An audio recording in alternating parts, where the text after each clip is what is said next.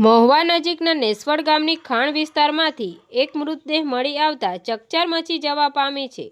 ભાવનગર જિલ્લાના મહુવા શહેર નજીક આવેલ નેસવડ ગામની ખાણ વિસ્તારમાંથી કોઈ અજાણ્યા શખ્સનો મૃતદેહ મળી આવ્યો।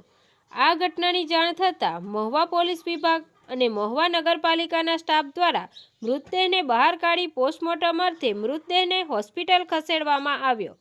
આ બાબતની મળતી માહિતી અનુસાર મહુવા નગરપાલિકાના ફાયર વિભાગના સંજયભાઈ બારોટને નેસવડ ગામની ખાણ વિસ્તારમાંથી કોઈ અજાણ્યા શખ્સનો મૃતદેહ છે તેવી જાણ ટેલિફોન દ્વારા થઈ હતી।